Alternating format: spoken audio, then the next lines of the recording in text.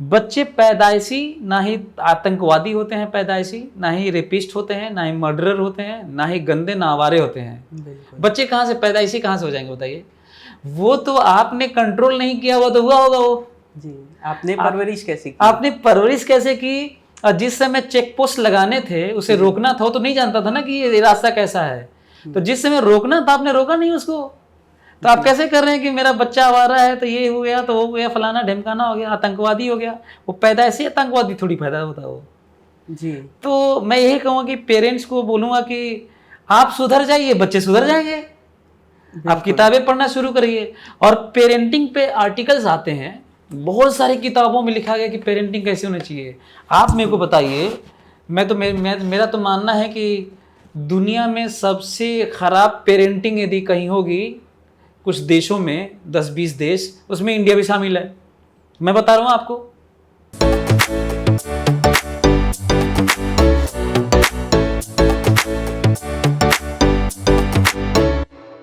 नमस्ते दोस्तों, मैं Sagar Gupta the Banaras diary podcast show में आप सभी का स्वागत करता हूं। आज के हमारे जो दूसरे गेस्ट हैं, उन्होंने आईआईटी डिग्री लेने के बाद बच्चों को पढ़ाना चुना और अपनी नैतिक शिक्षा से बच्चों को L1 कोचिंग में पढ़ाते चले आ रहे हैं और जानते हैं कि इसकी शुरुआत कैसे और कब हुई और क्यों उन्होंने अपना पहला नॉवेल आईआईटी अड्डा लिखा। तो चलिए जानते हैं और मिलते हैं मिस्टर ब्रिजेश कुमार सर से और जानते हैं उनकी कहानी उन्हीं की जुबानी। दोस्तों, ये शो एक ऐसा शो है जिसे हर स्टूडेंट को और उनके माता पिता को ज़रूर देखना चाहिए ताकि वो समझ सके कि एक स्टूडेंट को किन समस्याओं का सामना करना पड़ता है। तो वीडियो को एंड तक ज़रूर देखें और चैनल को लाइक करें, सब्सक्राइब करें और अपने दोस्तों के साथ शेयर करें। और हमारे वीडियो को सपोर्ट करने के लिए आपका बहुत बहुत धन्यवाद। Hello everyone and welcome Brijesh sir to the Banaras diary podcast show. Thank you so much. Thank you sir. तो सर का ये सबसे पहला नॉवेल लॉन्च हुआ है आईआईटी अड्डा। तो सर इसके बारे में आप कुछ बताइए और इसका इंस्पिरेशन आपको कहाँ से मिला ये बुक लिखने का? एक्चुअली लिखने की जो तलब थी मेरी वो बहुत शुरू से रही है। ये अलग बात है कि मैं पोएट्री मतलब पोएम्स लिखता था, छोटे छोटे आर्टिकल्स आइडियाज़ लिखता था, लेकिन कभी ये नहीं कर पाया कि मैं नॉवेल लिखूं। और शायद छोटा भी रहूँगा तो इसलिए भी चीज़ें इतना नहीं कर पाया। लेकिन जब मैं आईआईटी बीएचयू में पढ़ा, मतलब मैं आईआईटी से पढ़ा हूँ, तो पढ़ते हुए हमें ये लगा कि जिस उद्देश्य से हम आईआईटी में आए थे वो चीज़ें कहीं मिस हो रही हैं, मतलब बच्चों के बीच में जो आईआईटी में पढ़ते हैं। और तैयारी के टाइम में जो एक परसेप्शन बना था आईआईटी को लेके, तो वो अलग था।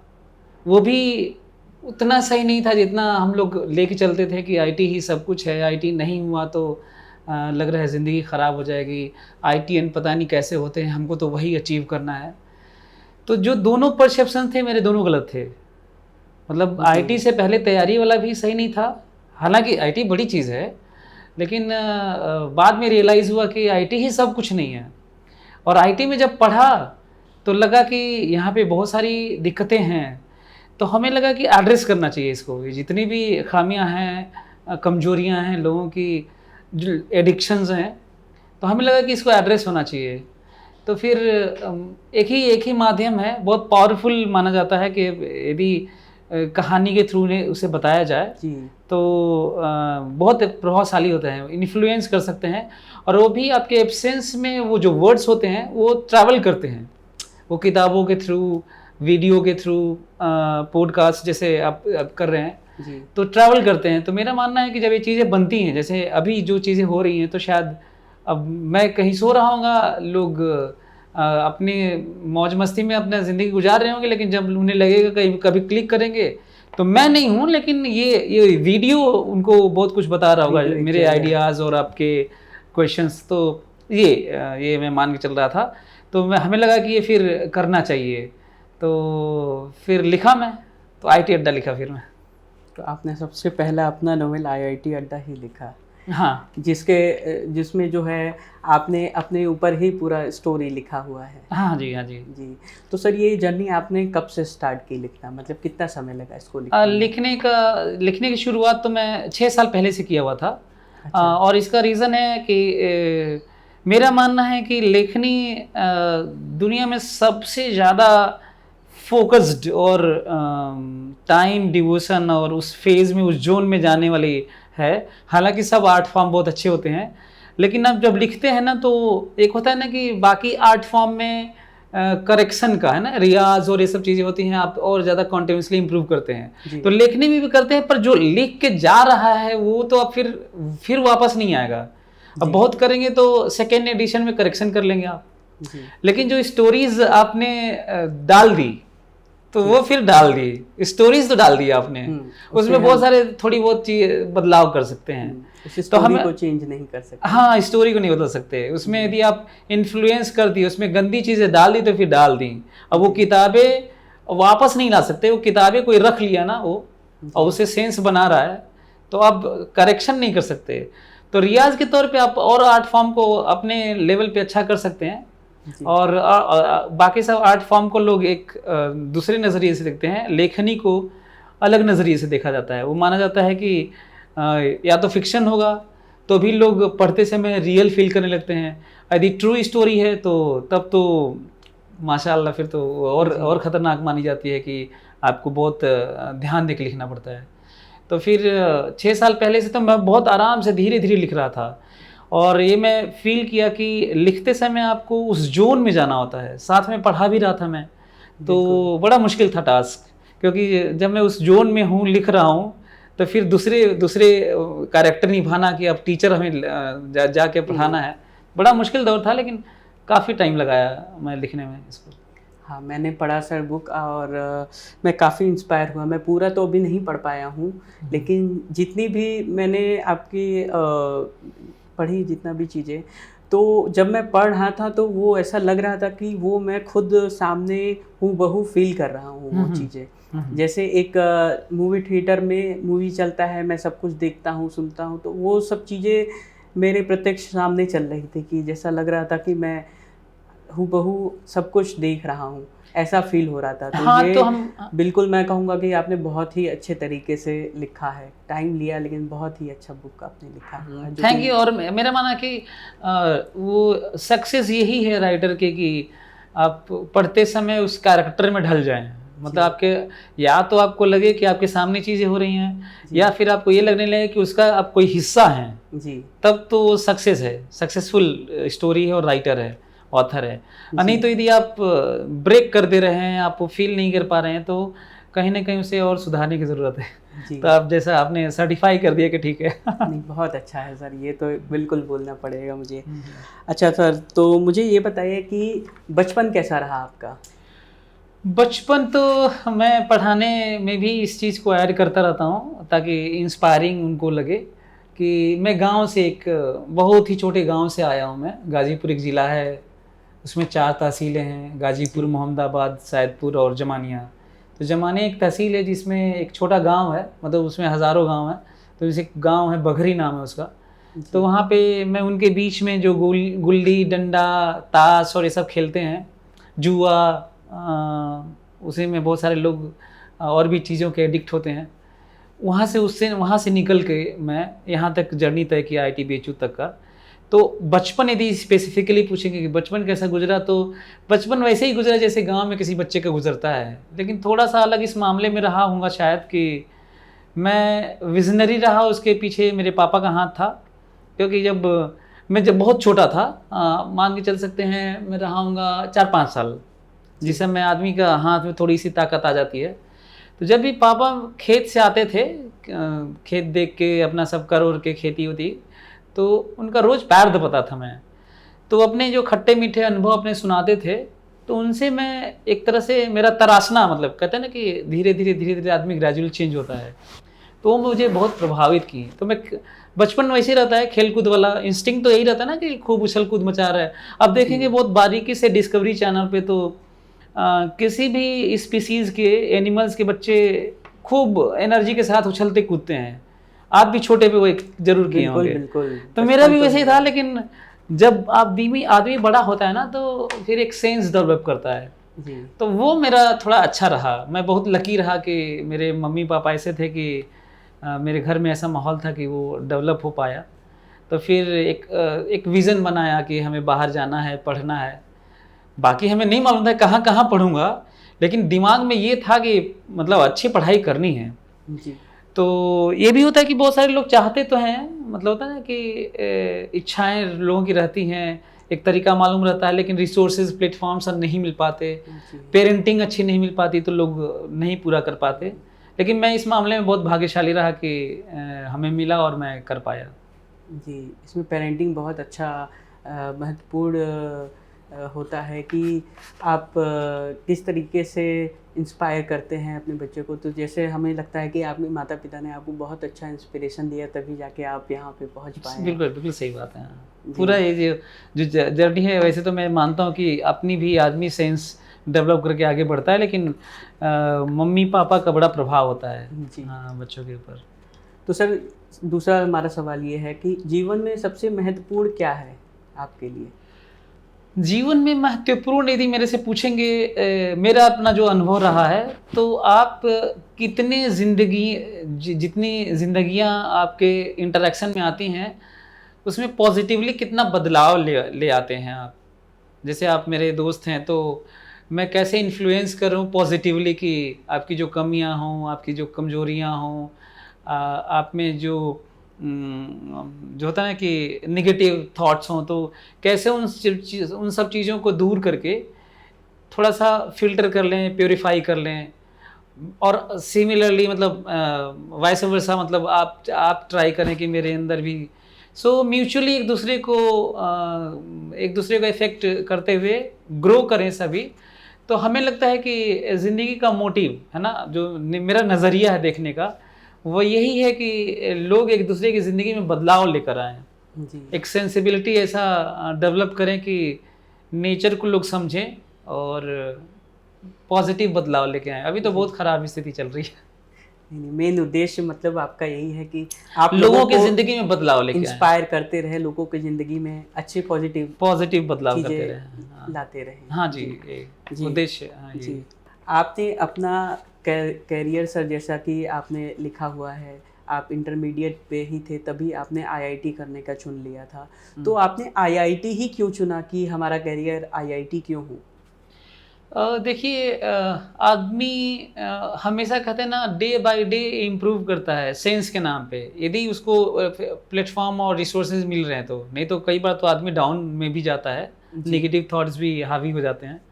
तो मैं अभी उस पर नहीं जा रहा हूँ। तो आदमी डाउन फील करता है, अप्स एंड डाउन्स लाइफ में चलते रहते हैं। जी।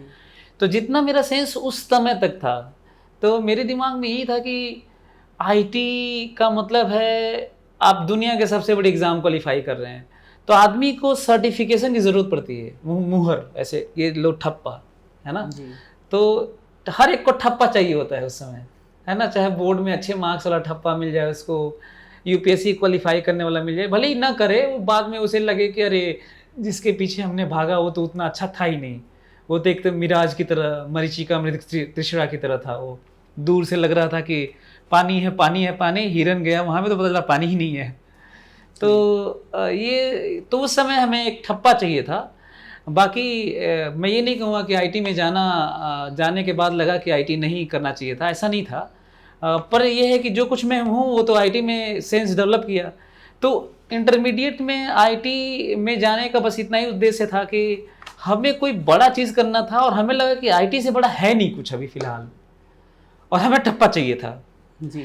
ये अलग बात है कि बाद में लगा कि जितनी भी चीज़ें होती हैं सब अच्छी होती हैं, इसीलिए मैं उनकी भी रिस्पेक्ट करता हूँ जितने लोग हैं, और बराबर रिस्पेक्ट करता हूँ कि कोई आर्ट लिया है तो भी वो उतना ही अच्छा है, कोई कॉमर्स लिया है तो भी उतना ही अच्छा है। जो कोई सब्जेक्ट है सब खूबसूरत सब्जेक्ट्स होते हैं, ये हमें बाद में रियलाइज़ हुआ। उस समय तो यही लग रहा था कि साइंस और आईटी सब कुछ यही है। तो उस समय के सेंस के अनुसार आईटी चुन लिया था मैं। अगला सवाल सर हमारा ये है कि आपने आईआईटी कंप्लीट करने के बाद L1 कोचिंग की स्थापना की, और आपने यही क्यों चुना कि अब मैं L1 कोचिंग खोलकर बच्चों को पढ़ाऊँ, एजुकेट करूँ?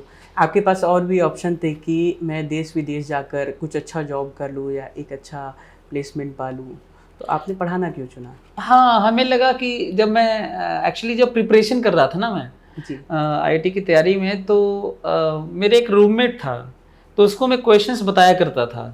तो हमको लगा कि जो मेरा इंस्टिंक्ट है होता ना कि हर का अपने इंस्टिंक्ट होता है ना, आर्टिस्टिक अपना एक तरीका होता है जज करने का कि हम किस में अच्छा कर लेंगे।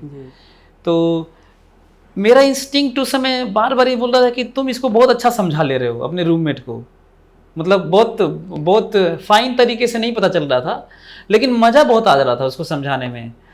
तो आईटी तो क्वालिफाई कर लिया, आईटी में पढ़ने लगा, तो मेरे दिमाग में था कि जॉब करूंगा पर पढ़ाऊंगा जरूर। इतना मज़ा आने लगा था उसको बताते बताते। फिर कौन जानता था कि फिर L1 कोचिंग की शुरुआत करूंगा और फिर टीचर ही बन जाऊंगा। वैसे मेरा मानना है कि यदि मेरे से ये क्वेश्चन पूछा जाए कि सेटिस्फैक्शन कितना है किसी प्रोफेशन में, तो मेरा मानना है कि यदि किसी का हॉबी यदि प्रोफेशन बन जाता है तो इससे बढ़िया कॉम्बिनेशन दुनिया में नहीं होता जॉब के लिए। तो मेरा हॉबी था पढ़ाना और फिर वही प्रोफेशनल करियर बन गया तो फिर बेस्ट है। और जहाँ तक सेटिस्फैक्शन की बात है तो मेरा मानना है कि दुनिया की बेस्ट जॉब, हालांकि सब जॉब अच्छे होते हैं, लेकिन आप पढ़ाने के थ्रू किसी का करियर, किसी की ज़िंदगी बना रहे होते हैं, तब्दील कर रहे होते हैं। और टीचर को है ना, कबीरदास ने कहा है कि गुरु गोविंद दो खड़े काके लागो पाए, बलिहारी गुरु आपने गोविंद दियो बताए। तो इसको तो भगवान से भी ऊपर दर्जा दिया गया है कि भगवान के बारे में भी गुरु ही बताता है। तो बड़ा अच्छा फील होता है। तो ये है कि जब वो डिसाइड किया कि हमें टीचिंग ज़रूर करनी है भले ही जॉब करूँगा, तो शुरुआत किया 4th ईयर में L1 कोचिंग शुरू किया। फिर लगा कि यार एक्सपेरिमेंट करना कि एक बार जॉब कर लेते हैं और फिर पढ़ाते रहते हैं, ये अच्छा नहीं है, दो नाव पे पैर रखना। बल्कि मन जो कह रहा है कि पढ़ाते अच्छा हो तो शुरू करो यही। कहते हैं ना कि रिस्क नहीं लेना सबसे बड़ा रिस्क होता है जी। लोग आज की दुनिया में लोग अपने हॉबीज और अपना इंटरेस्ट क्यों नहीं जी पा रहे हैं पता है? रिस्क नहीं लेना चाहते वो लोग। वो कह रहे हैं कि मैं अपना ये जॉब छोड़ के दुकान या कोई शॉप या कुछ खोलूंगा तो सफलता नहीं मिली तो क्या होगा जी। इस डर से वो जॉब नहीं छोड़ रहा है। वो इस डर से नहीं छोड़ रहा है कि लोग क्या कहेंगे, इस डर से नहीं छोड़ रहा कि हाँ फाइनेंशियल सिक्योरिटी, मतलब बहुत सारे मल्टी लेयर्स, बहुत सारे ऐसे हैं कि आप मल्टीपल लेयर्स हैं जो आपको रोक देती हैं। एक से पार पाए तो एक और लेयर है, एक से उससे पार पाए तो एक और लेयर है। इतने लेयर्स हैं हर्डल्स के कि वो आपको आगे बढ़ने नहीं देती हैं। तो हम लोग तो शुरू में ही तोड़ लिए, बहुत सारे लेयर बनने ही नहीं दिया हमने। जी, ये तो बहुत अच्छा किया सर आपने कि आपने अपने प्रोफेशन को अपने हॉबी के हिसाब से चुना, जो कि आपको सेटिस्फाई अपने लाइफ में बहुत अच्छा कर रहा होगा और आप इंजॉय भी कर रहे होंगे। बहुत मज़ा आता है हमको तो जी। और सर मुझे ये बताइए कि जैसे कि आपने जब 10th किया, इंटरमीडिएट किया, तो आपने भी कोचिंग किया अपनी तैयारी के लिए, IIT के लिए, और आज जब आप एक टीचर के तौर पे पढ़ाते हैं स्टूडेंट्स को, तो आप क्या फील करते हैं कि आपके समय में कैसी पढ़ाई थी और आज के समय में कैसी पढ़ाई है और स्टूडेंट का क्या माहौल है? हाँ, मेरा ये मानना है कि आप बहुत देखेंगे इवोल्यूशन, जो विकासवाद का सिद्धांत है, हमेशा जो अगली जनरेशन होती है वो ज़्यादा बेटर मानी जाती है, ज़्यादा सेंसिबली एक्ट करती है, ज़्यादा इंफॉर्मेशन से इक्विप्ड होते हैं, वो ज़्यादा टारगेटेड होते हैं, है ना। तो ये विकासवाद का से ज़्यादा इंटेलिजेंट होते हैं, ये ऑब्वियस है। क्योंकि आप हमें नहीं मालूम कि कितना आप रिलीजन और साइंस को किस तरीके से देखते हैं, लेकिन साइंटिफिकली देखा जाए तो आदमी होता है ना कि बंदर से मंकी से ट्रांसफॉर्म होके यहाँ तक पहुँचा है।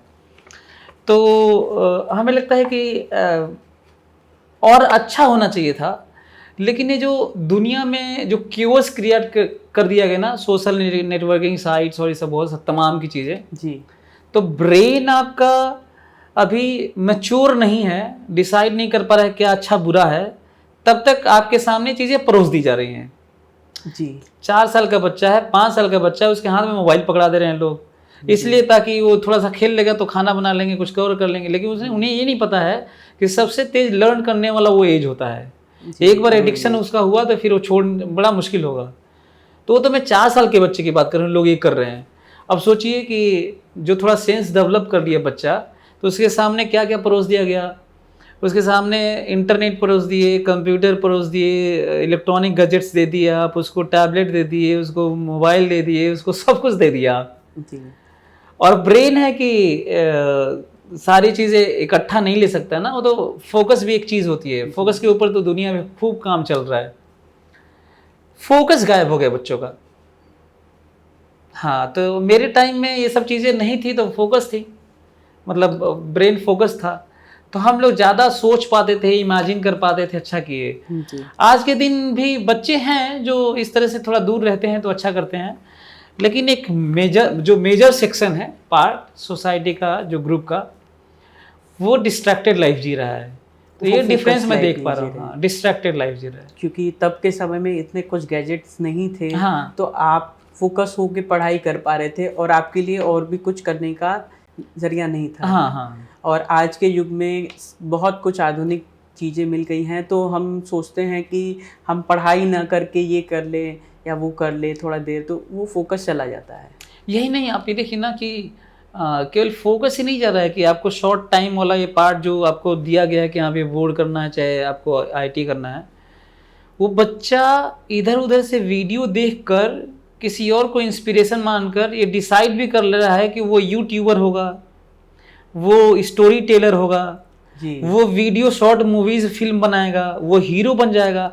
उसके पास अंदर में कुछ नहीं है, बिल्कुल खाली है वो, लेकिन वो चाह रहा है पता नहीं क्या, लेकिन उसे पता ही नहीं है कि जिसको देखकर, जिस पर्सन का, जिस इंटरव्यू, जैसे हम लोग इंटरव्यू कर रहे हैं, जी। तो अब हमको देख के कोई ये डिसाइड कर ले कि अब तो मैं सब कुछ छोड़ के अब मैं टीचर बन जाऊंगा, कोई बढ़िया सा बड़ी सी कोचिंग खोल लूंगा, जी। ऐसे नहीं होता ये। उसके पीछे एक लंबी सी जर्नी होती है। मैं बताया ना कि गांव से वहां से सेंसिबल होते हुए, सेंस डेवलप करते हुए यहाँ तक पहुंचा हूँ। फोकस करते हुए बच्चों को आपने वो सब achieve नहीं, किया वो है। करे कि हमें सेंस डेवलप नहीं करना है, हमें पढ़ना नहीं, हमें आईटी में नहीं जाना है, हमें सीधा एक शुरू करना है सीधा कोचिंग, और कोचिंग को बड़ा करना। नहीं कर पाओगे भाई। जी। तो ये जो प्रॉब्लम आई है ना, ये इसी लेवल पर प्रॉब्लम नहीं है कि फोकस खत्म हुआ है, वो ये भी खत्म कर दिया है कि जो एक विजन हो सकता है, और विजन पूरा करने का एक जो तरीका है tandem chain wise back to back, वो गायब कर दिया। ये प्रॉब्लम हो रहा है अभी। मतलब फोकस जो मैं के face साथ कर रहा साथ लोग अपना पेशेंस भी खो रहे हैं। वो सोच रहे हैं कि जल्दी से जल्दी हमें अचीवमेंट मिल जाए बिल्कुल, और हम बिल्कुल। हीरो बन जाए। और ये मिलता नहीं है कभी। जी। हाँ, तो सर, अगला सवाल हम ये पूछेंगे कि आज के इस दौर में पढ़ाई कितना ज़रूरी है, कि पढ़ाई करते हुए जैसे कि हम कुछ बन जाए, क्योंकि सीट्स तो लिमिटेड आज भी हैं, तो हम अगर पढ़ाई के अलावा और क्या करें, पढ़ाई कितना ज़रूरी है? तो मेरे ये मानना है, यदि पढ़ाई कोई मेरे से पूछेगा तो यदि मान लीजिए 10 लाख बच्चे देते हैं ना, जी। 10 आईटी में बोल रहा हूँ, वैसे तो यूपीएससी मानेंगे तो वो भी 10-11 लाख देते हैं, नीट 20-22 लाख लोग दे रहे हैं, नीट मेडिकल वाला, यूपीएस ये क्या बोलते हैं, एसएससी पीओ बैंकिंग और भी ज़्यादा संख्या में दे रहे हैं लोग। जी।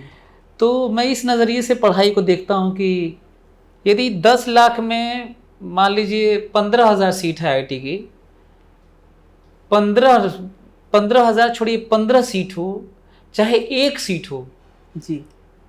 पर तैयारी करने वाले करेंगे ही। तो अब अभी 15,000 आईटी में चले जा रहे हैं, तब एक ही केवल जा पाएगा। तो इसका मतलब ये नहीं हुआ कि एक जाएगा तो बाकी जो 14,999 वो बेकार हैं, तब भी वैसे ही थे, वो अच्छे ही थे। अभी 15,000 तभी अच्छे हैं, और जो 15,001 रैंक है जो आईटी में नहीं जा पा रहा है, वो खराब नहीं है, वो भी वैसा ही है। पढ़ाई इसलिए नहीं करना चाहिए कि आपका आईटी निकलेगा, यूपीएससी निकलेगा, एसएससी पीओ बैंकिंग निकलेगा। वो एक माध्यम हो सकता है, जीने खाने का एक सोर्स हो सकता है, कमाने का, और एक फील्ड चुन सकते हैं। पढ़ाई इसलिए करना चाहिए ताकि आप रेशनल हो जाएं, आपके थॉट रेशनल हो जाएं, आपकी ज़िंदगी खूबसूरत हो जाए, आपका सिविक सेंस डेवलप हो जाए, आप लोगों के बारे में जानने की क्षमता डेवलप हो जाए।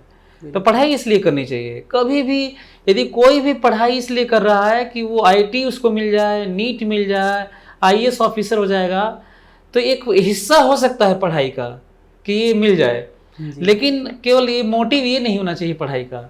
तो मेरा तो ये मानना है कि हर किसी को पढ़ना चाहिए। और कई बार तो कई जगह मैं लोगों को ये भी कहते सुना हूँ, जो मेरे फेवरेट्स हैं, वो भी कहीं से सुने होंगे, चाहे हो सकता है अपने से सेंस डेवलप किए हों, कि किताबें जो कोर्स की होती हैं वो तालीम बहुत अच्छा नहीं देती हैं आपको। तालीम वो ज़्यादा आपको देती हैं और रियली में आपको संवारती हैं जिनके परीक्षा नहीं हुआ करते। मतलब वो किताबें, जैसे आप ये आईटी अड्डा की बात कर रहे थे, तो लोगों को आईटी अड्डा इसलिए पढ़ना चाहिए कि आपकी ज़िंदगी में बहुत बड़े स्तर पे बदलाव लेके आएगी ये किताब। बिल्कुल। पर इसकी परीक्षा तो होनी नहीं है। तो जो आप कोर्स में पढ़ रहे हैं, फिजिक्स पढ़ रहे हैं पास होने के लिए, ग्रेड पॉइंट्स के लिए पढ़ रहे हैं, परसेंटेज के लिए पढ़ रहे हैं, बोर्ड आपको पास करना है, तो वो आपको उसका भी अपना महत्व है, ऐसा नहीं बोल रहा हूँ। वहीं से शुरू होते होते तो मैं यहाँ तक पहुँचा हूँ, मैं उनको खारिज नहीं कर सकता। अलग अलग फेज़ में, लाइफ के अलग अलग ईयर्स में आपको अलग अलग चीज़ें पढ़नी होती हैं, लेकिन मैं जो ज़्यादा संवारती हूँ वो किताबें जो कहानी के थ्रू आप तक पहुँचाई जाती हैं, किसी के बायोग्राफी, किसी के कोटेशन, किसी के एक्सपीरियंसेस, जैसे मैं इसके थ्रू पहुँचा रहा हूँ। तो मैं तो यही कहूँगा कि इंडियन रीडिंग हैबिट बड़ी ख़राब है। मैं देख पा रहा हूँ लोगों को कि लोग किताबें पढ़ना बंद कर दिए, केवल कोर्स के नाम पे पढ़ रहे हैं, क्योंकि एक छोटा सा मोटिव बनाया है उनका कि ये पढ़ लूँगा तो नौकरी मिल जाएगी, तो पैसे आएंगे, तो जीवन चलेगा और शादी होगी, बच्चे होंगे, यही जीवन है। जबकि मेरी नज़र में जीवन ये है नहीं जी। जीवन ये है कि आप समाज में कंट्रीब्यूट करें आप, क्योंकि जो कुछ आप सेंस डेवलप किए हैं इसी समाज से लिए हैं, तो पे बैक करना होगा आपको। बिल्कुल। तो मैं देख रहा हूँ कि लोग दे नहीं रहे हैं, फिर लौटा नहीं रहे हैं इसको। आप ये इस देश ने आपको बहुत कुछ दिया है, तो आप पे बैक क्या किए इस देश को? कुछ नहीं कर रहे हैं। आपने तो अपनी ज़िंदगी जिया इस धरती पे जी। आप सेल्फिश हो गए, आपको तो पैसे चाहिए यहाँ से। तो जहाँ से आप सेंस डेवलप करके तमाम जगहों से, तमाम किताबों से आप ले रहे हैं, तो फिर पे बैक करने वाला सेंस कहाँ से आएगा? तो वो फिजिक्स केमिस्ट्री वाले से नहीं आएगा, इतिहास भूगोल वाले से नहीं आएगा, आपको आएगा नेल्सन मंडेला के पढ़ने से आएगा, आपको बराक ओबामा को पढ़ने से आएगा, गांधी को पढ़ने से आएगा, आपको किताबों को पढ़ने से आएगा, गोदान प्रेमचंद को, हाँ, तो ये सब पढ़ने से आएगा। तो मेरा ये मानना है कि जो आपका क्वेश्चन था कि पढ़ाई कितना महत्व रखती है, तो सबको पढ़ना चाहिए और खूब पढ़ना चाहिए और पढ़ते रहना चाहिए, ताउम्र पढ़ना चाहिए, हमेशा पढ़ते रहना चाहिए लोगों को। और लोगों को मोबाइल वाले से बंद करना चाहिए जी। एक डिग्री जैसे पाने के बाद ये ना हो कि हमने डिग्री पा लिया, नॉलेज हासिल कर लिया, अब हमें पढ़ाई रोक देना है, ऐसा नहीं करना चाहिए। ना ना ना ना, मैं तो बच्चों को बताता हूँ कि एक्सरसाइज करना बहुत ज़रूरी है, खाना तो खाना ज़रूरी ही है, सोना बहुत ज़रूरी है, रेस्ट करना, मतलब लोगों से मिलते रहना बहुत ज़रूरी है। ये सब हैबिट आपको अच्छे अच्छे डेवलप करना ज़रूरी है। और ऐसे लेकिन सबसे अच्छा हैबिट जो सबसे ज़्यादा ज़रूरी है वो रीडिंग हैबिट है। तो मैं तो कहूँगा कि मैसेज जाना चाहिए हर लोगों के पास कि रीडिंग हैबिट हर किसी बनाइए, बुक रीड करना चाहिए, और ये बुक तो जरूर रीड करना चाहिए, IIT अड्डा। Thank you. बिल्कुल, आप लोग पढ़िए, इससे बहुत इंस्पिरेशन मिलेगा। तो सर, आगे ये मेरा पूछना है कि जब, जैसे कि मैंने पूछा कि जब किसी बच्चे का सिलेक्शन नहीं हो पाता है, वो निराश हो जाता है अपने जीवन में, तो उसके लिए क्या सॉल्यूशन आप देंगे कि उससे अपनी लाइफ को किस दिशा में आगे ले जाना चाहिए, कि क्या वो करे कि वो मोटिवेटेड रहे आगे? एक तो वैसे तो मैं बता देता हूँ जो मेरा सेंस है, जो मैं समझ पाया हूँ। जो आपने देखा होगा कि बहुत सारे बच्चे जो नहीं निकले, तो वो क्या किए आगे? हाँ, वो पता है, वेल नोन है, ये पेपर में भी आते रहते हैं। तो मैं यही कहूँगा कि छोटा सा, तो मैं ये कहूँगा कि जो बच्चे डिप्रेशन में चले जाते हैं या फिर फ्रस्ट्रेट हो जाते हैं, उनको ये बुक, इस बुक में जो सभी लोग अप्रिशिएट कर रहे हैं, इसमें है मेरे बाबूजी का भाषण है ओरिएंटेशन प्रोग्राम में जी। इतना पावरफुल है वो मेरी इस बुक में, IIT अड्डा में, नॉवेल में, कि हर पेरेंट को पढ़ना चाहिए, हर माता पिता को पढ़ना चाहिए, गार्डियन को, अभिभावक को पढ़ना चाहिए। अब बच्चों को तो ज़रूर पढ़ना चाहिए।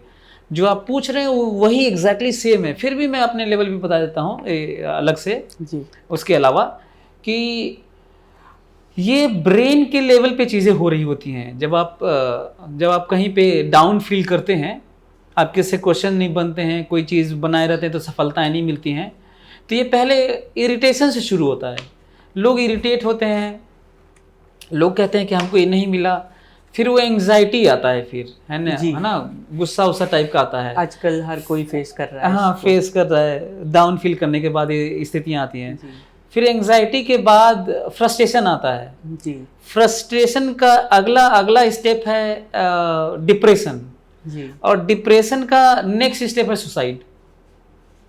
तो हम लोगों को बच्चों को बचाना होगा, हमें पहले ही रोकना होगा, इससे पहले कि सुसाइड करें, इससे पहले कि डिप्रेस्ड हों, इससे पहले कि फ्रस्ट्रेट हों, इससे पहले कि एंजाइटी हो उनको, फर्स्ट स्टेज पे ही उनको, हाँ, उनको शुरू में ही रोकना होगा। उन्हें बताने की ज़रूरत है कि जो तुम रिलेट कर रहे हो कि आईटी में हुआ तो ज़िंदगी है, नहीं हुआ तो ज़िंदगी नहीं है, ये जो तुम्हारा सेंस कहीं से आया है जी, वो बंद करो। और ये बंद करने का तरीका फिर से मैं रिपीट करूँगा, किताबें लोग पढ़े ना, एपीजे अब्दुल कलाम की किताबें पढ़े, इनडोमिटेबल स्पिरिट पढ़ लें, विंग्स ऑफ फायर पढ़ लें, मेरी किताब पढ़ लें, कम से कम इतना कर लें। एपीजे अब्दुल कलाम तो मान लीजिए बहुत आगे हो गए, उन्होंने तो, उनकी जर्नी तो बहुत शानदार रही है।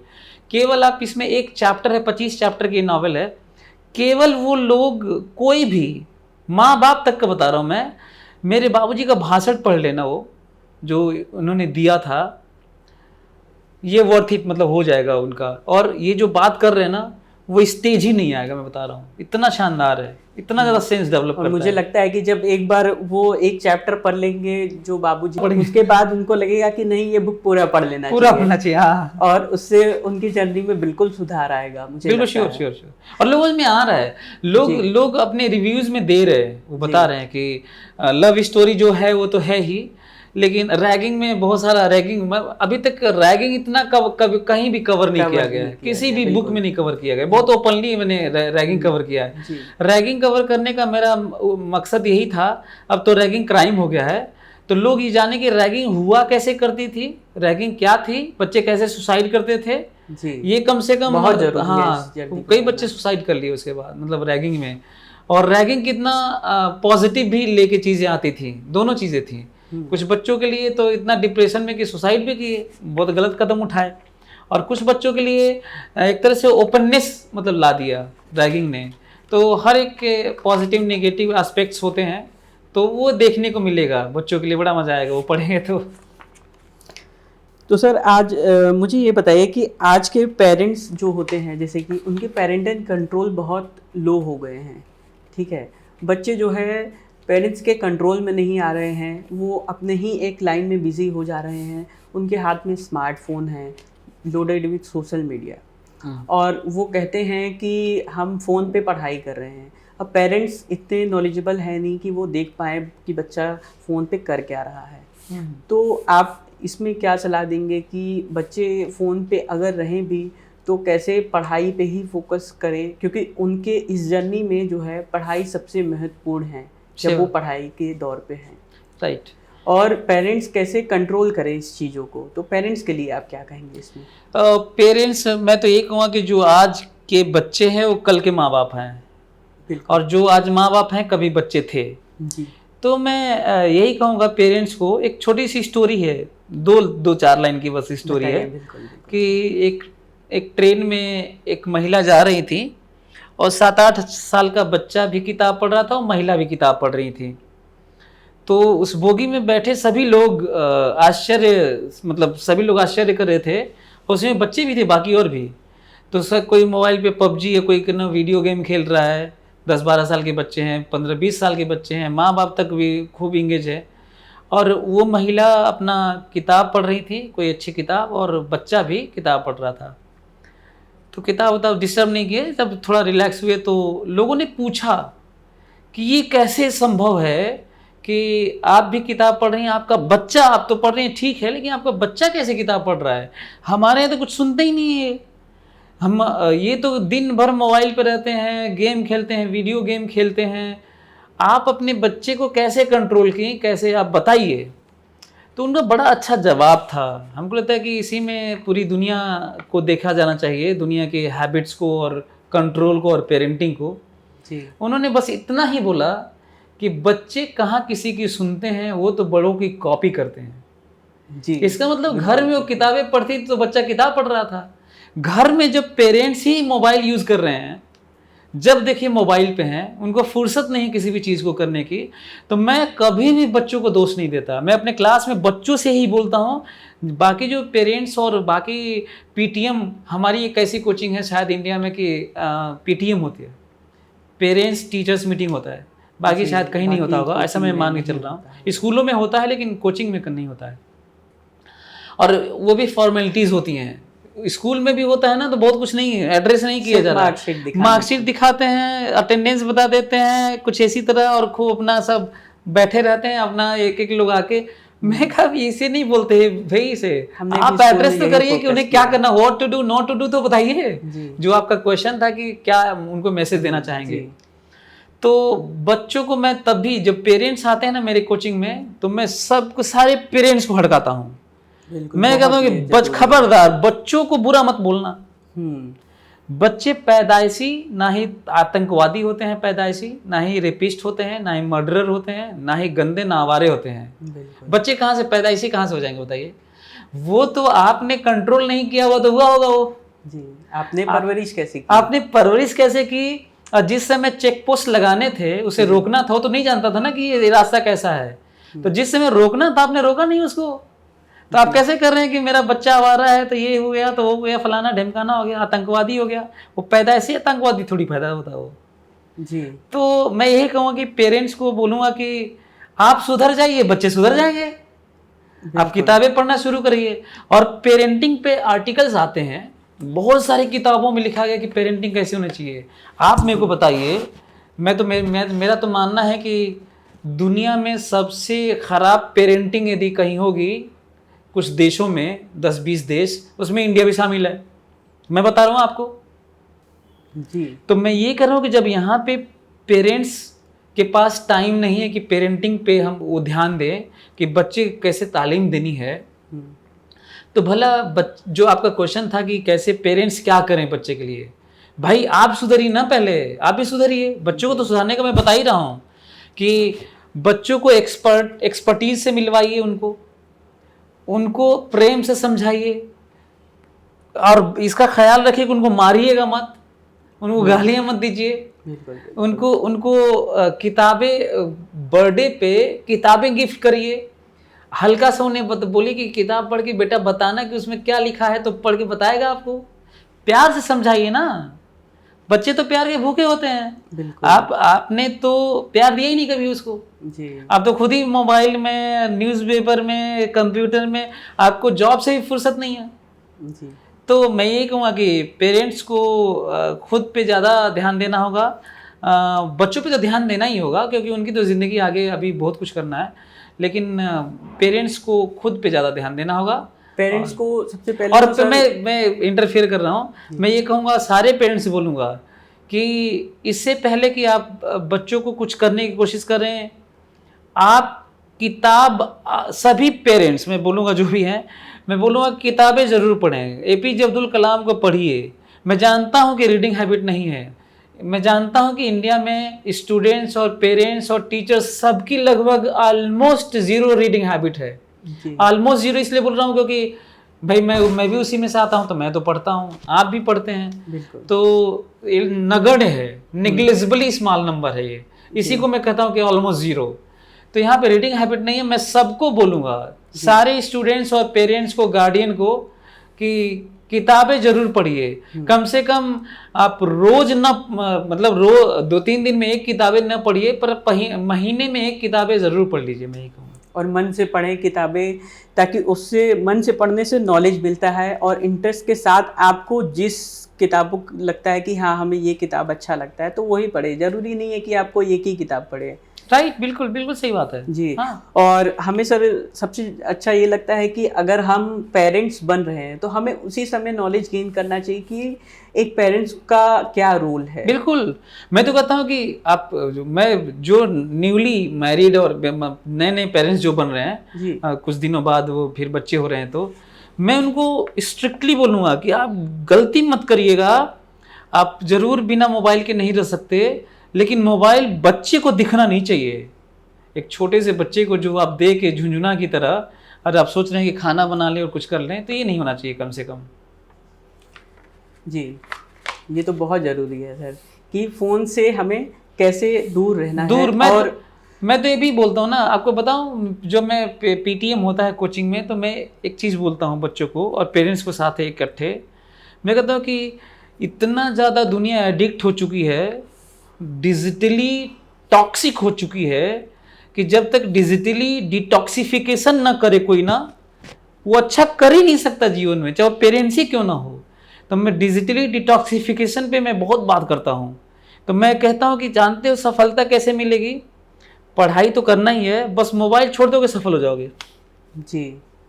मोबाइल का भी देखिए सर, एक स्टेज पे आके ही बच्चे इस्तेमाल करें। जैसे आप कुछ सलाह दीजिए आज के पेरेंट्स को कि फ़ोन उनको और उनके बच्चों को कब और कितना इस्तेमाल करना चाहिए। एक बार इस पे सर आप कुछ बताएं। मैं यही बताऊंगा। देखिए, मैं अपने बारे में बता देता हूँ कि डिजिटली डिटॉक्स मैं भी एडिक्ट रह चुका हूँ मोबाइल का, बहुत फेयरली एक्सेप्ट कर रहा हूँ मैं, और आप भी होंगे शायद। और बिल्कुल, बिल्कुल। तो हर मेरा स्टेज ये पे हाँ मैं रहा मेरा हूँ। ये मानना है कि डिजिटली डिटॉक्स कैसे किया जाता है वो मैं आइडिया दे देता हूँ। आप मोबाइल में पहला काम करें, जो पूरा एजेंडा चल रहा है पूरी दुनिया में कि शॉर्ट वीडियोस और रील्स और ये सब बनाए जा रहे हैं, पहले तो वो मत देखिएगा, नहीं तो घंटों 2 घंटे बीत जाएंगे। सबसे अच्छा तरीका नहीं देखने का और पॉजिटिवली मोबाइल का यूज करने का, क्योंकि उनके रियली में उसके बिना मुश्किल है जीना। तो आप ऐसे करिए, चाहे भले ही आप जॉब में होंगे, आप करिए कि हम सुबह में 10 से 11 मोबाइल यूज करेंगे, फिर स्विच ऑफ, फिर रात में शाम को ऐसे ही करेंगे। क्योंकि मैं तो ऐसे बना लेता हूं कि मैं 15-15 मिनट का 3 स्लॉट बनाऊंगा, मोबाइल ओपन करूंगा और नहीं करूंगा। ये मेरा तरीका है।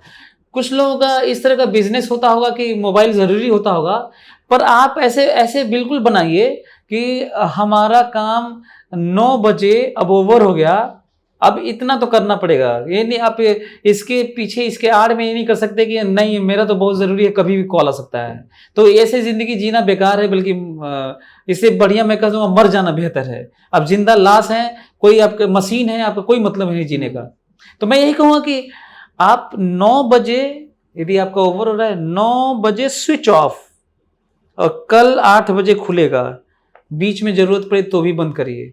और बच्चों के लिए तो मैं ये कहूँगा कि आप मोबाइल ऑन, कुछ टीचर्स बोले हैं वीडियो को लिंक तो देख लीजिए, स्विच ऑफ। फिर व्हाट्सएप में आप बहुत सारा फ्रेंड सर्कल बड़ा मत बनाइए, 1-2 लोग रखिए, घर वाले 1-2 लोग हों, आपके दोस्त हों।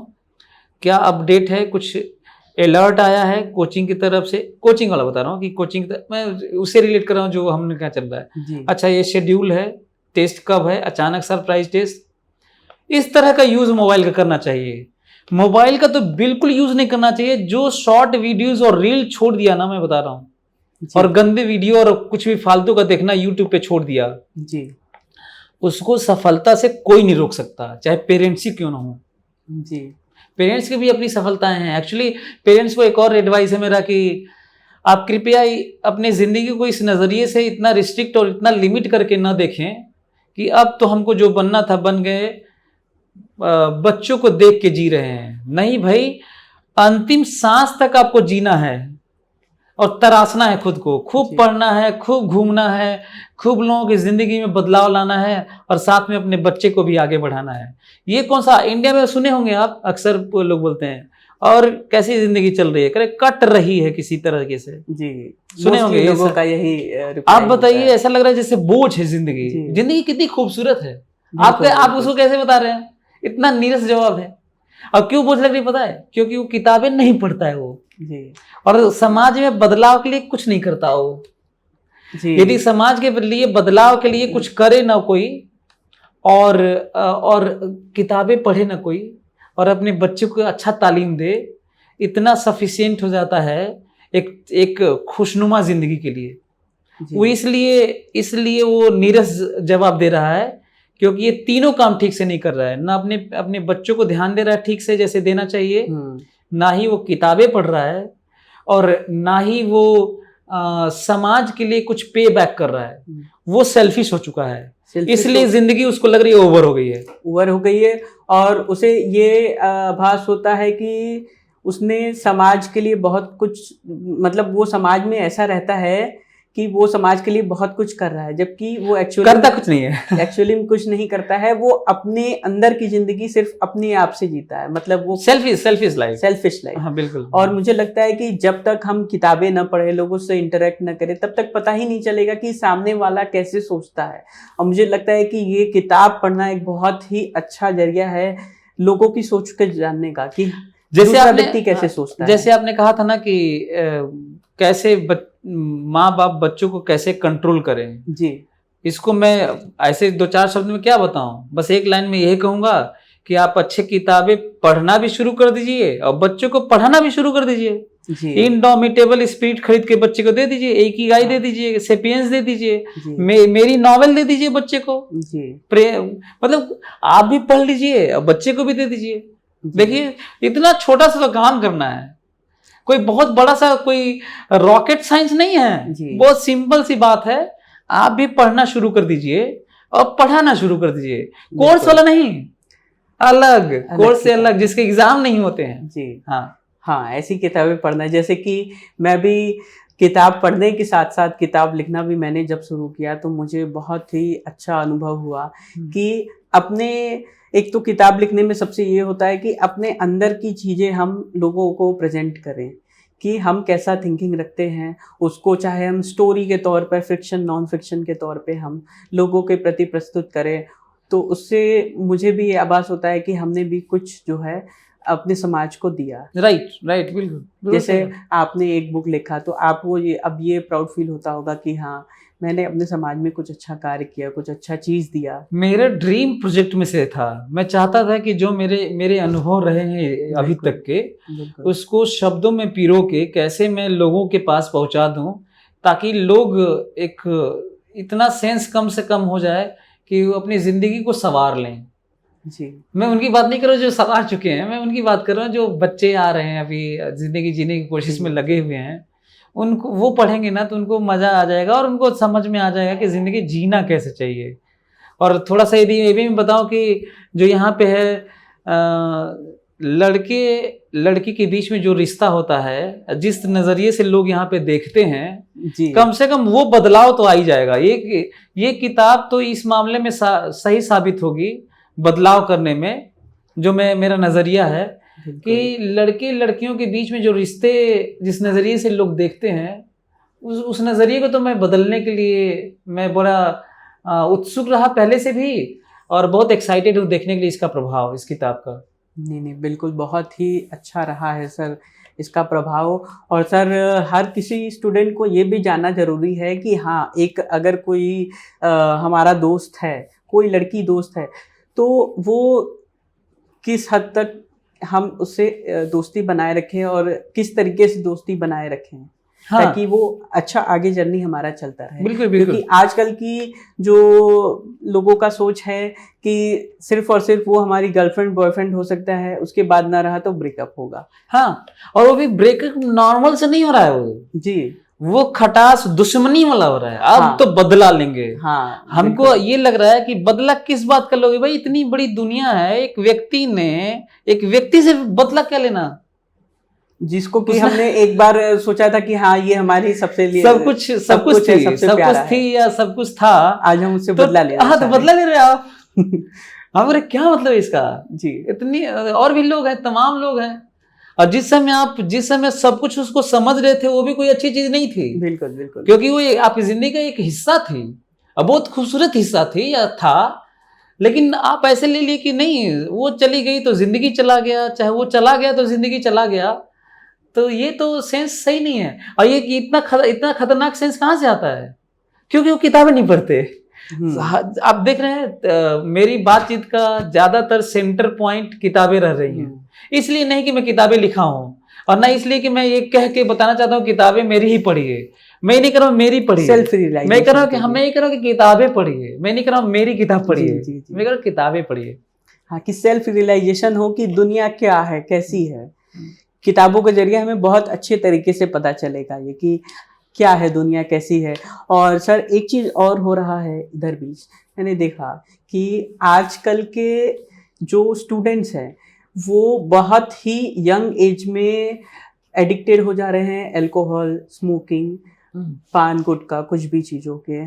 तो ये आज जैसे कि जब हमने भी पढ़ाई की थी तो मैंने 12th इंटरमीडिएट ये सब किया, और हमारा तो आज तक इन सब चीज़ों से कोई नाता नहीं रहा, और न तो हमारे फ्रेंड सर्कल में ऐसा रहा। हमारे जो है स्कूल जर्नी में या कॉलेज जर्नी में बहुत ही कम स्टूडेंट रहे हैं नाम मात्र जो कि इन सब एडिक्शन में जाते थे।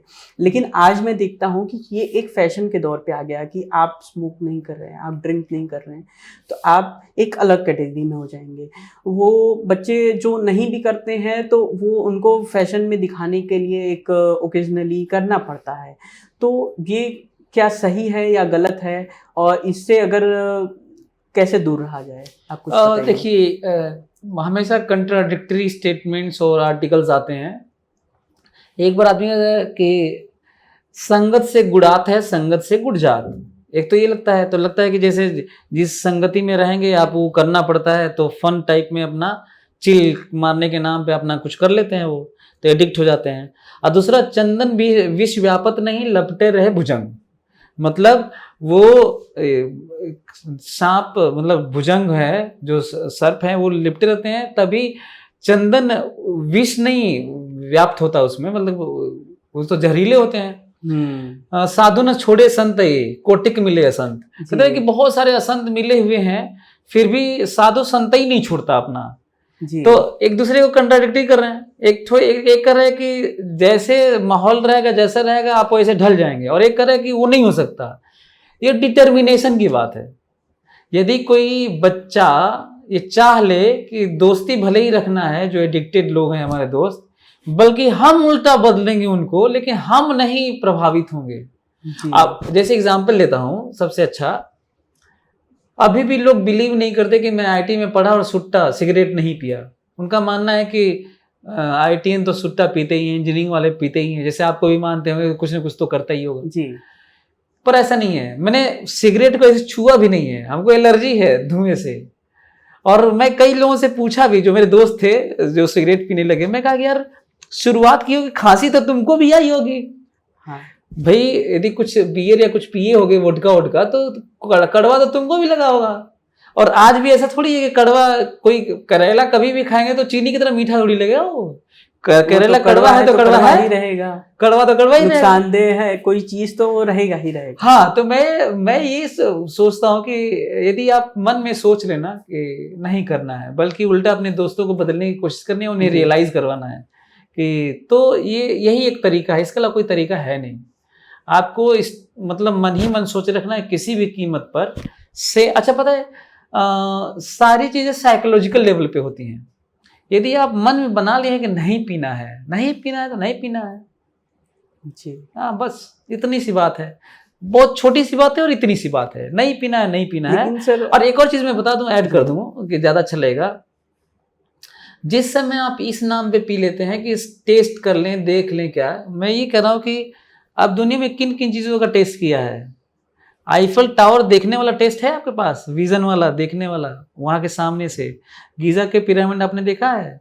जितने भी शेक्स हैं, जितने भी वो फल के जो जूस है, पिया है आपने? इतने टेस्टी होते हैं। आपने कब वो, तो उनको तो टेस्ट नहीं कर पा रहे, तो वो क्यों नहीं कर रहे हो? वो तो नहीं किए। हाँ, अच्छी चीजों का टेस्ट नहीं चाहिए। ये बहुत अच्छा चीज है आपने कहा सर, कि हमें अगर कुछ अच्छा ट्राई करना ही है तो हम अच्छी चीजों पे क्यों ना ट्राई करें। और मैं बता रहा हूँ सागर जी कि टेस्ट करने के लिए इतनी चीजें आ चुकी हैं कि हम लोग केवल एक बार टेस्ट करें ना उनका। हालांकि अच्छे टेस्ट को तो आप रिपीट कर सकते हैं, एक बार टेस्ट करें डेली तो भी जीवन गुजर जाएगा और पूरा टेस्ट नहीं होगा। तो ये सुट्टा कहां से आ गया तब तक? बियर कहां से आ गया, आप बताइए जी। जैसे कि हम क्या टेस्ट कर सकते हैं, कि जैसे कि आप बताइए कि क्या टेस्ट हमें करना चाहिए अच्छा चीजें। मैं ये कह रहा हूँ कि कितने फल होते हैं आप बताइए? अनगिनत फल होते हैं। कितने कॉम्बिनेशन बनते हैं घर में व्यंजन बनाने के, अनगिनत बनते हैं जी। तो हमने क्या उनको बना के खाया? आप नहीं खाए होंगे, मैं भी नहीं खा पाया हूँ, बिल्कुल। तो हम वो करते हैं। अब नाम लेना सही नहीं है कितना, अब कि नारियल है, पपीता है, सेब है, संतरा है, मौसमी, कितना नाम लो बताइए। सबका बना के दीजिए। हाँ, हमें एक मतलब खुद से जो है उसको बनाना सीखना चाहिए, उसको टेस्ट करना चाहिए, फील करना चाहिए, जो कि नेचर से है। और आजकल सब कुछ आपके पास मार्केट में इजीली अवेलेबल है। और यही नहीं सागर जी, एक और चीज बता दूं सेंस के नाम पर जी। पढ़ने वाला जो सेंटर में चल रहा हो तो चल ही रहा था, वो जो मैं बता रहा था ना कि पापा का पैर दबाता था और सिर हाथ पैर दबाता था।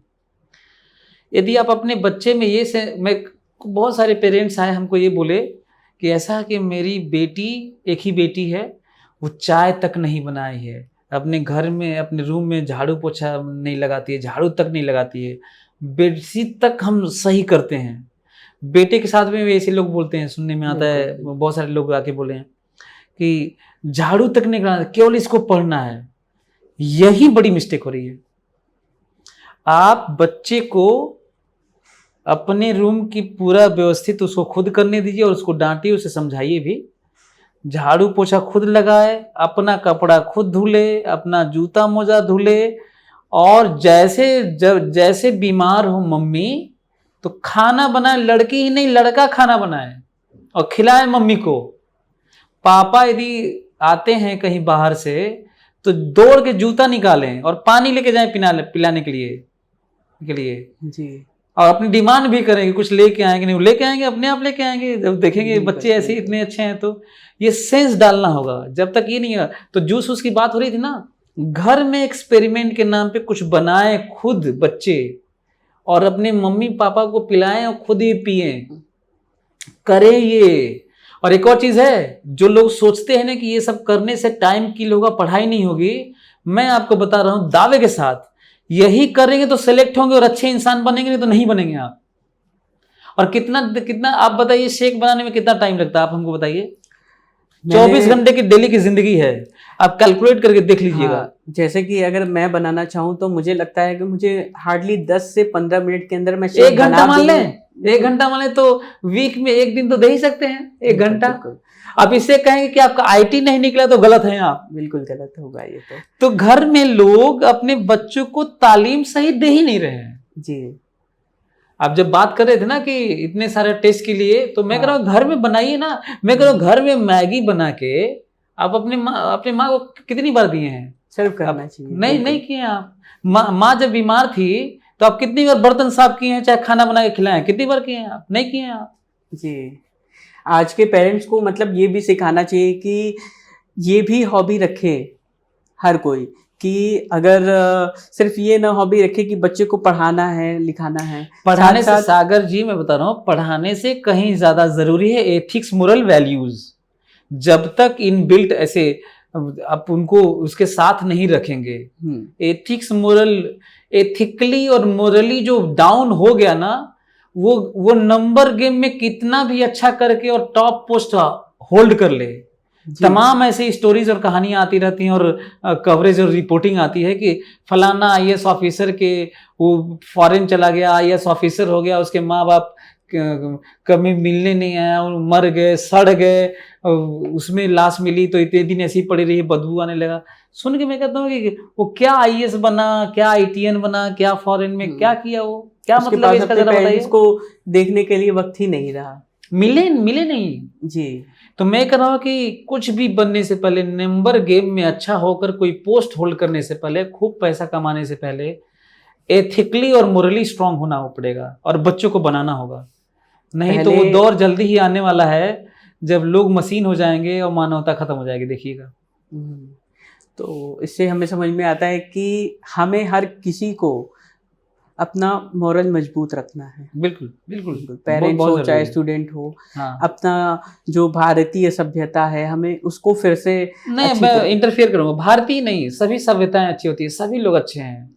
भारतीय मतलब हम लोग की अपनी सभ्यता है, भारत मतलब अब भारत में है तो भारतीय बोल रहे हैं, ठीक है, हाँ ठीक है, मैं इसे एग्री कर रहा हूँ। यदि इस सेंस में बोले हैं तो, यदि इस सेंस में कोई बोलता है कि भारतीय सभ्यता बहुत अच्छी है और यूरोपियन सभ्यताएं अच्छी नहीं है, ये गलत बात है। नहीं सारी सभ्यताएं अच्छी हैं, लेकिन जैसे हम भारत में रह रहे हैं तो हमें ये देखना चाहिए कि हम अपने को किस तरीके से जो है ढालें, कि हमें लोग जैसे पहले कोई भी आता था तो वो बहुत रिस्पेक्ट करता था एक इंडियन का, कि भारतीय सभ्यता कितनी मजबूत है और बहुत रिच रहा है, बहुत रिच रहा है। तो आज भी हमें इन सब चीज़ों से जाना चाहिए कि हाँ, कि हम भारत के हैं तो हमारी कल्चर कितनी रिच है, और ये हमें अपनी मोरालिटी और आपने जो बताया एथिक्स से इससे मजबूत हम कर सकते हैं। बिल्कुल, नो डाउट, 100%, 101%। जी। अच्छा, तो सर मुझे अभी बताइए कि आजकल आपकी लाइफ में कैसे क्या चल रहा है? मेरी लाइफ में मैं एक तरह से, वो तो एक्सपेरिमेंटल था, लेकिन इतना अप्रिशिएट कर रहे हैं लोग, पूरे इंडिया में हर जगह जा रही है मेरी बुक और बहुत मज़ा आ रहा है। और पढ़ते ही लोगों के अंदर एक बहुत ज्यादा बदलाव नजर आ रहा है। लोग मेरे को जी। खूब मैसेज कर, लंबे लंबे लोग आर्टिकल लिखते हैं, लोग रिव्यूज लंबे लंबे दे रहे हैं, कहानियों की तरह रिव्यूज दे रहे हैं। मैं इतना खुश हूँ। तो मैं अब आगे फिर से राइटिंग में ही और आगे काम कर रहा हूँ, लेकिन पढ़ाने में हमको बहुत मजा आता है। तो मैं पढ़ाता हूँ, मैं फुटबॉल खेलता हूँ, मैं पेंटिंग करता हूँ, इसमें पेंटिंग भी है मेरी। जी हाँ। लोग पेंटिंग देख के बोल रहे हैं कि लोनलीनेस है उसमें काफी ज्यादा दिख रहा है, अकेलापन। तो मेरा तो यही मानना है कि दोनों जिंदगी पैरेलल में चलानी पड़ेगी।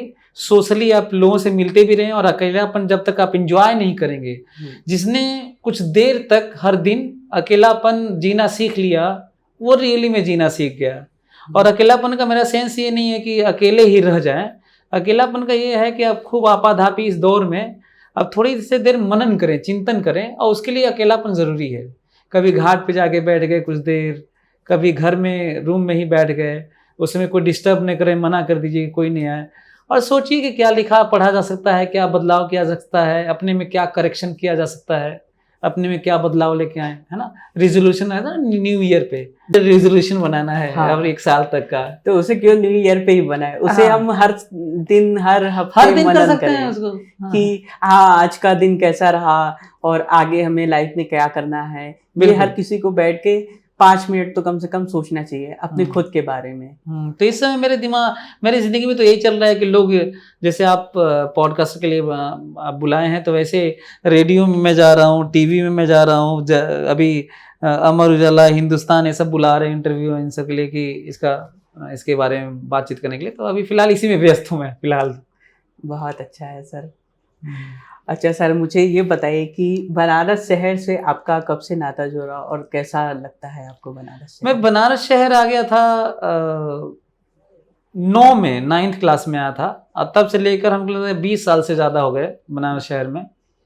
और हमको लगता है मैं बनारसी हो गया हूँ, बनारस के होके रह गया हूँ का सेंस है, मतलब बनारसी हो गया हूँ। और हमको लगता है कि अब बनारस में ही रहूँगा भी, क्योंकि जब भी मैं बहुत अच्छी अच्छी जगह पे, बहुत खूबसूरत शहरों में गया, लेह लद्दाख गया, अंडमान तक गया, है ना, अलग अलग खूबियाँ हैं सबकी, लेकिन 7 दिन बाद वहाँ पे सब खूब इधर उधर घूमने फिरने के बाद फिर बनारस की याद आने लगती है, फिर मैं भाग आता हूँ, क्योंकि बहुत हुआ, बहुत घूमे, अब चलते हैं बनारस। जी। तो ये लगाव है बनारस का। अपनापन एक आपका लगाव हो गया है। अब पता नहीं, हमको लगता है ना कि कुछ यहाँ पे स्पिरिचुअली कुछ ज्यादा साउंडेड है ये शहर। जी। इतना अल्हड़पन है ना इसमें कि हमको लगता है जो भी बनारस में होगा ना, या बनारस में कुछ दिन जिया होगा, रहा होगा, जैसे मैं कहता हूँ कि अपने जो मेरे दोस्त हैं, जैसे आईटी को मिनी इंडिया कहा जाता है जी। इसलिए कहा जाता है कि हर शहर के, हर स्टेट के बच्चे आते हैं, क्योंकि आईटी तो नेशनल लेवल का एग्जाम है सब, और दुनिया में सबसे टफ एग्जाम्स में से है। तो ये मिनी इंडिया इसीलिए कहा जाता है क्योंकि आप आईटी कैंपस में, किसी भी आईटी में, जी। आईटी बीचू में नहीं, किसी भी आईटी में हर शहर के, हर स्टेट के बच्चे हर कल्चर के होते हैं। जी। तो मैं उनसे पूछता हूँ कि ये बताओ बनारस शहर कैसा लगा, और यहाँ से गए तो अब बताओ क्या क्या लग रहा है, कौन सा शहर। तो ज़्यादातर लोगों का ये है कि बनारस को बहुत मिस करते हैं, और वो बताते हैं, और जाते जाते रोने भी लगते हैं कि अब छोड़ना पड़ेगा इसको। तो ये कनेक्शन है, बनारस शहर की अपनी खूबी है ये। और खासकर मैं अक्सर ये बात बोलता भी हूँ कि जो घाट्स हैं यहाँ पे दुनिया में कहीं नहीं है। आप लाख बीच पे चले जाइए, समुद्र के किनारे दूर दूर तक, मतलब असीमित जल ही जल नजर आए आपको, लेकिन घाट वाला सेंस नहीं आएगा कहीं भी। ये मुझे लगता है कि घाट पे जो बैठ के फील किया है उस सुकून को, वो ऐसा सुकून है कि वो उसे सिर्फ फील ही किया जा सकता है। हाँ, शब्दों में बयान नहीं किया जा सकता है। और वो एक ऐसा फील है कि हमें बार बार उसे वहां जाकर फील करने का मन करता है कि हाँ एक बार जाके बैठते हैं, बिल्कुल सही सुकून पाते हैं। तो ऐसा पुरानापन कभी नहीं लगता है। खुद को एक्टिव रखने के लिए आप क्या करते हैं? योगा, मेडिटेशन? मैं योगा करता हूँ, मैं डेली करता हूँ, और ये सबको करना चाहिए, बिल्कुल करना चाहिए। और कोई एक स्पोर्ट्स एक्टिविटी, जैसे मैं फुटबॉल खेलता हूँ, तो हेल्दी रहने के लिए मैं ये करता हूँ। बाल से भी लग रहा होगा, भागता हूँ तो। जी। अच्छा सर, मुझे ये बताइए कि खाने में आपको क्या सबसे ज्यादा पसंद है? सच बताऊं तो पता नहीं क्यों बड़ा मोहब्बत है हमको खाने से। ज़्यादा खाता नहीं हूँ, लेकिन जब मैं कोचिंग से आता हूँ ना लंच करने के लिए, तो मैं इस सोच के साथ, इस महसूस के साथ, मतलब मन में इच्छा लेके आते हुए कि आज चलेंगे खाएंगे बड़ा मजा आएगा। ये पता नहीं छोटे पे नहीं था, ये बाद में हुआ है। तो पता नहीं कहाँ से आया है ये हमको नहीं मालूम, लेकिन हमको सिंपल भोजन, वो जो दाल चावल चोखा चटनी अचार ये सब जो होता है ना, उसमें मजा आता है। और ये टेस्ट हमको किसी में नहीं आता। वो पिज्जा बर्गर और बेबी कॉर्न, पता नहीं क्या क्या तमाम चीज़ें, पनीर के वो सारे कॉम्बिनेशंस बिल्कुल पसंद नहीं है हमको। तो हमको यही दाल भात चोखा चटनी अचार यही सब अच्छा लगता है। अच्छा सर, आपको गाने सुनना पसंद है? गाने सुनता हूँ मैं, बिल्कुल। हाँ। तो किस पैटर्न का कैसा क्या सॉन्ग आपका फेवरेट? पुराने सॉन्ग अच्छे हैं, लेकिन अब मैं गजल ज्यादा पसंद करता हूँ। गजल वाला अच्छे हैं। जैसे कि कुछ बताना चाहे कि रंजिश ही सही, जैसे मेहदी हसन की गजलें, गुलाम अली बहुत पसंद है हमको। मतलब बहुत सारे, जगजीत सिंह पसंद हैं। तो गजल सुनना बहुत अच्छा लगता है। वो कागज की कश्ती, वो बारिश का पानी, तो ये सब अल्टीमेट है। तो ये तो गाने तो, गजल तो मतलब सबको सुनना चाहिए, हल्का सा म्यूजिक लगा के अपना। अच्छा सर, एक चीज मैं पूछना चाहूंगा कि जैसे आपका जैसे आपने इतना बड़ा बाल रखा है, तो इसका कुछ रीजन है या ऐसे ही मतलब? नहीं, मैं बीच बीच में बाल रखता हूँ, फिर छोटा कर लेता हूँ, बहुत छोटा। तो ये मैं इसको दिखाना चाहता हूँ कि लाइफ डायनामिक होनी चाहिए। अच्छा, डायनामिक मतलब बदलती हुई, चेंज। आपको आपकी जिंदगी हमेशा आपसे बदलाव चाहती है। यदि आप रुक गए, ठहर गए, तो सड़ जाएंगे आप।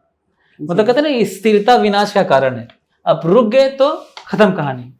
तो अब इसका मतलब ये नहीं कि बाल से बदलाव से जिंदगी बदल जाती है। मैं नहीं, बस ये कहूँ कि लुक बदलते रहना चाहिए। हाँ, एग्जाम्पल है कि तो मैं छोटे बाल रखा, बड़े भी रखा। लोग पूछते हैं तो इतना बड़े क्यों, है ना, इतना। हाँ, तो वही चीज है। ये यही है कि पता नहीं, हमको लगता है कि लंबे बाल इसलिए भी हो जाते हैं क्योंकि हम कहीं जाके कटवाने की कोशिश नहीं करते। और दूसरा, हमें लगता है कि एक जो नेचुरल इंस्टिंक्ट है ना, कि बाल अपने नाखून ये सब, तो ये तो थोड़ा दिक्कत हो जाता है क्योंकि हम लोग वो नहीं रहे जो एक एनिमल काइंड जो होता है ना, कि बगनखाए से शिकार के लिए काम करते थे। तो वो वाला तो हम लोग नहीं रहे कि बचाव के नाम पे इसको यूज करना है तो काट दिए। लेकिन ये सब आपके प्रोटेक्शन के लिए बहुत जरूरी है। जैसे लोग टोपी पहन लेते हैं, कुछ कर लेते हैं, तो आपको हेल्प करता है। कहीं गिर गए तो ये आपको हेल्प करेगा। हेलमेट लगा लिए तो हेलमेट का काम कर रहा है। अच्छा सर, एक लास्ट सवाल मैं पूछना चाहूंगा कि जैसे घर पे आप रहें तो फ्री टाइम में क्या करना पसंद करेंगे? फ्री टाइम में मैं चाहता हूँ कि फ्री टाइम में कहीं दूर निकल जाऊँ, बहुत दूर, जहाँ पे, और मोबाइल स्विच ऑफ कर लूँ, कर लेता हूँ, और वहाँ पे जाके एंजॉय करता हूँ। यदि कोई एक दो दोस्त मिल गए तो उनके साथ चला जाता हूँ। और यदि मैं रह के घर में यदि फ्री टाइम मिला तो मैं कोई मूवी देखता हूँ, और वो मूवी देखता हूँ जो अनटच्ड टाइप का, मतलब लोग देखे नहीं होते हैं, मतलब अनसीन मूवी लोगों के लिए।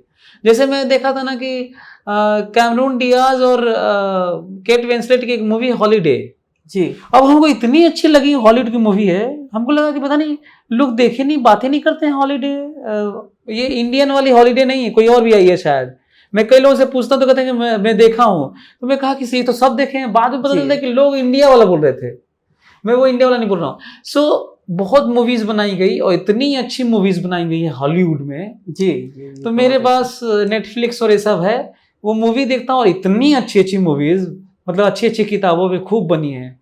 लेकिन लोग देखे नहीं शायद। लोगों को तो वही वाला चाहिए, मसाला वाला नहीं जी। वो नहीं गाने, चिकनी चमेली घर से अकेली, क्या पौआ चढ़ा के निकली, पता नहीं क्या। जी। सो वो जानबूझ के वो सब डालते भी हर ऑडियंस को कवर करने की कोशिश में। तो मैं सबको बोलूंगा कि फ्री टाइम में यदि आपको मौका मिले तो वो डॉक्यूमेंट्री मूवी, चाहे कोई बढ़िया मूवी जरूर देखें। कौन सी मूवी का सर आपने नाम बताया था एक बार? आप हॉलीडे। हॉलीडे किन का है ये? हॉलीडे कैमरून डियाज और केट विंसलेट की। अच्छा। और इतना शानदार सेंस है ना, मतलब तब मैं तो कहा यार ये मूवी है यार, ये मेरे फेवरेट मूवीज में से ये सब है। हाँ।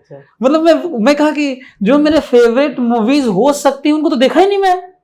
फालतू देखा हुआ मैं। जी। हाँ। आप कुछ मैसेज देना चाहें किसी को भी, अपने स्टूडेंट्स को, हमारे समाज को, तो आप क्या मैसेज देना चाहेंगे? मैं सबको यही बोलूँगा कि यदि टेंशन लेने से, एंग्जाइटी से, फ्रस्ट्रेशन, डिप्रेशन से यदि आपको फ़ायदा होता है तो आप लीजिए, नहीं तो रेशनल हो जाइए। आप टेंशन किसी भी चीज़ का मत लीजिए, फ्रस्ट्रेशन किसी में मत आइए, झगड़ा झंझट मत करिए। हालाँकि ये कहना थोड़ा आसान होता है, आदमी कहीं न कहीं ईगो हर्ट होता है, कुछ न कुछ कर ही लेता है। लेकिन आप कम करिए, ग्रेजुअली कम करिए। अचानक ये वन डे गेम नहीं है कि आपका बदल जाए। लेकिन मैं भी खुद अपने में बदलाव लाते हुए ये समझ पाया कि आप टेंशन मत लीजिए और अपनी ज़िंदगी को एक पर्टिकुलर सेट किसी चीज़ से कनेक्ट मत कर लीजिए कि यही ज़िंदगी है। ज़िंदगी बहुत खूबसूरत है, बस उसको जीना सीख लीजिए। नेचर के करीब हो जाइए, पेड़ पौधों, पत्तियों को, जानवरों को रिस्पेक्ट देना शुरू करिए आप, और उनको बिल्कुल, वो करीब बहुत से ज़रूरी देखिए, है। पत्तियों को करीब से देखिए, आपको बड़ा मज़ा आएगा। ठीक है sir, thank you so much for your time. आपने अपना बहुत महत्वपूर्ण टाइम दिया sir, thank you so much. Thanks a lot. और सर हम फिर से चाहेंगे कि एक बार फिर से सर एक कोई शो करें जब आपका दूसरा एक कोई नॉवेल लॉन्च हो। बिल्कुल, श्योर। मैं इंतज़ार करूँगा कि मैं लिखूँ और आप फिर से हम लोग बैठें कभी। बिल्कुल बिल्कुल sir, thank you so much. Okay, thank you. Thank you.